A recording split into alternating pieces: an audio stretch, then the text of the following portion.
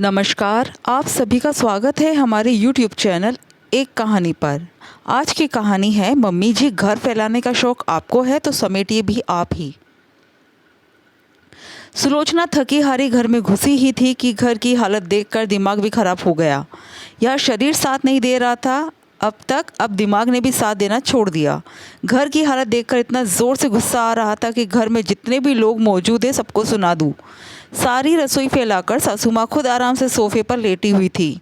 वही ससुर जी सुबह जो अखबार पढ़ रहे थे वही अखबार लेकर दोबारा बैठ गए। ननद मेघा अपने कमरे में आराम कर रही थी, जो घंटे भर पहले ऑफिस से आ चुकी थी। जैसे ही सासू माँ की नज़र मुझ पर पड़ी, वे लेटी लेटी ही बोली, मेरे तो बहुत हाथ पैर दुख रहे हैं। फटाफट से मेरे लिए एक कप चाय बनाकर ला ताकि मैं दवाई लेकर आराम कर सकूं, और फिर तुम रसोई की सफाई कर लेना। सुनकर सुलोचना का सिर घूम गया। अभी तो घर में घुसी ही हूँ, बैग भी नहीं रखा और पहले से मेरे लिए काम तैयार है, और ऐसा काम जो बहुत जल्दी ख़त्म भी नहीं होने वाला। खैर, इस बार सुलोचना पहले से तैयार थी। उसने कहा, मम्मी जी आज मैं रसोई में काम नहीं करवा पाऊँगी, मुझे ज़रूरी मीटिंग में जाना है, इसलिए आप ही अपने लिए चाय बना लीजिए। फिर ये काम फैला दिया उसे कौन करेगा? जिन्होंने फैलाया है वही करेंगे। मुझे अभी निकलना है, मैं तो सिर्फ ज़रूरी पेपर्स लेने आई थी और मुझे 4-5 दिन तक बिल्कुल वक्त भी नहीं है। ऑफिस जाकर बैठती ही तो है, भला ये भी कोई काम है?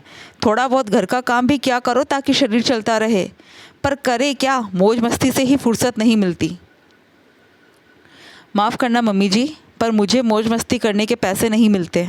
जैसे आपके बेटे बेटी थकते वैसे मैं भी थकती हूँ, कहकर सुलोचना कमरे में गई और अपने पेपर्स लेकर फटाफट घर के बाहर निकल गई। अभी मेन गेट पार भी नहीं किया था कि सासू माँ के चिल्लाने की आवाज़ें आने लगी। पर इस बार सुलोचना ने मन पक्का कर लिया, इसलिए वो बिल्कुल भी नहीं रुकी। पिछले साल दिवाली पर भी यही हुआ था। सुलोचना को बिल्कुल भी वक्त नहीं मिल रहा था, इसलिए वो घर की सफाई नहीं कर पा रही थी।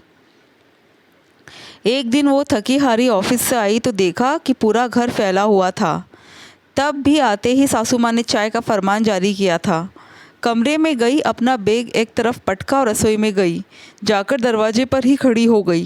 कुछ समझ ही नहीं आ रहा था कि कैसे चाय बनाऊं। सभी डिब्बे तितर बितर हो चुके थे। बर्नर बाहर हॉल में पड़ा था तो सिलेंडर यहाँ रसोई में। कुछ डिब्बे खाली कर सिंक में भर दिए गए थे। कहा क्या ढूंढूं, कुछ समझ नहीं आ रहा था। उसे इस तरह दरवाजे पे खड़ा देखकर सासू माँ ने टोका, अब खड़ी खड़ी देखती ही रहेगी या चाय भी बनाएगी? मम्मी जी सामान ही नहीं मिल रहा। अरे ढूंढेगी तो मिलेगा ना, खड़े खड़े देखने से कोई सामान मिलता है क्या? पर आपको पता होगा ना आपने कौन सा सामान कहाँ रखा है। अब वो भी मैं ही बताऊँ तुझे? दिवाली आने को है पर अभी तक घर में सफाई तक नहीं हुई है। मैं ना लगूँ तो कोई काम ही ना हो। इतनी मदद कर दी वो क्या कम है? अब खुद देख ले कौन सा सामान कहाँ है। मम्मी जी क्यों ना हम पड़ोस में काम करने वाली निर्मला को थोड़े पैसे देकर काम करवा ले। पैसे कोई पेड़ पे उगते हैं क्या? और तू बहू है, इतना सा काम नहीं कर सकती? भले ये बहुओं के लक्षण हैं। इसके आगे कुछ कह ना पाई। जैसे तैसे सुलोचना ने सामान ढूंढकर चाय बनाई और सबको चाय पकड़ाई। चाय पीते पीते ही फरमान जारी हो गया, शाम को ढंग का बना लेना, आज कुछ मसालेदार खाने की इच्छा हो रही है। कुछ देर तो सुलोचना खड़े खड़े कभी उन लोगों की शक्लें तो कभी रसोई की तरफ देखती रह गई। शायद उसके मन की बात सासू माँ समझ गई तो उन्होंने कहा, इतना सा तो काम है, बाकी सब तो मैंने कर दिया है। अब सासू माँ को कौन समझाए कि फैलाना जितना आसान होता है समेटना उतना ही मुश्किल। और जब तक सुलोचना घर पर होती है तब तक तो कोई भी काम को हाथ ही नहीं लगाता। जैसे तैसे रात को सबके लिए पूरी, फ्राइड राइस, पालक पनीर बनाया और जितना काम कर सकती थी किया। पर फिर भी काम करते करते रात के 12 तो बज ही गए और रसोई अभी तक समेटने में ना आई, जबकि सब लोग खा पीकर आराम से सो गए।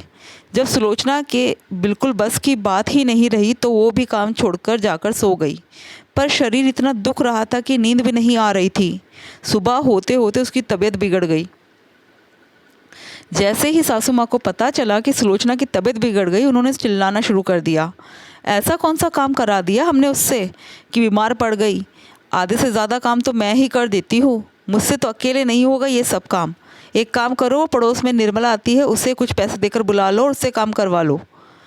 पर मम्मी वह तो एक दिन के काम के ही कितने पैसे ले जाएगी, तो मैं क्या करूँ? बहू की सैलरी से दे देना, आखिर उसके हिस्से का ही तो काम कर रही है वो। जब सुलोचना ने ये सुना तो उसे बहुत दुख हुआ। अब खुद पर आई तो काम वाली बुला ली, और बहू को ज़रूरत थी तो पैसे पेड़ पर उगते थे क्या? इतनी दोगली मानसिकता। और मेरे हिस्से का काम मतलब मेरी सैलरी? बस वो दिन था और आज का दिन है। सुलोचना ने जवाब देना शुरू कर दिया और ठान लिया, अगर अगली बार सासू माँ ने उससे पूछे बगैर घर फैला दिया तो काम वो खुद करेगी। आखिर उसे मौज मस्ती के पैसे नहीं मिलते, वो भी ऑफिस में मेहनत करने जाती है और उसे काम करना होगा तो वो उसके पैसे चुका देगी। धन्यवाद।